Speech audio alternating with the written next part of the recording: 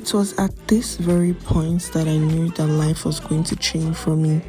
Life, home, everything as I knew it was going to change. Holding on to my sister, walking down the airport, boarding. These things might seem simple, but they were not simple in my head. No matter how prepared I thought I was also scared deep down. I was excited, but when you look at it, I was leaving home and leaving everything that I was used to. I didn't really know what was waiting for me on the other side, even though I was optimistic. No matter how prepared I thought I didn't really know what was waiting for me on the other side. I looked calm, collected, put together, but in my head, I'm like, do I know what I'm gonna expect? Do I really know what's gonna happen? Like, this is a beautiful moment for me. I enjoyed myself. I laughed so much. I just took in the sights. You would think I had moved out of the country my whole life, but I haven't. For some reason, landing into Canada just felt natural. It felt like I was home. It just felt like a welcome home for me. I put my whole life into two 23-kilogram bags, and I came to Canada. I basically started afresh. I had a whole career path when I was in Lagos, Nigeria, and here I am still trying to figure it out. If you don't already know, I came to Canada recently, and it's not been the easiest thing. It's not been so easy, but still, I am grateful. I feel like there are so many things that I would have loved to know, but I didn't know them. I'm someone that I always do my possible best to research. I always like to know about, things. I always want to be like 30 steps ahead. But I feel like when you're moving from one country to another, you can never be too far ahead.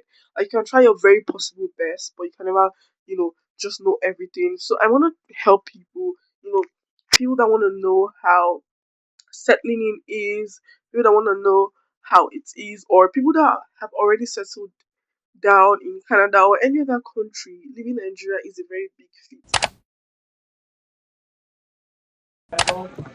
Amanda, I'm so happy for you. I'm so proud of you. So being able to get this far. I'm so happy that you got it. I know it's like Oh, what? To Cynthia. To Norma. Remember how I said that I like to stay prepared? I don't think I was prepared for how hard it would be to leave my friends, my family, my mom, my sister, my loved ones behind. Because it's not just about moving. It's about leaving these people that I could call. Like, if I'm in the same city as them, I could always give them a call and they'll show up for me. There's just it's something you don't really think about until it happens.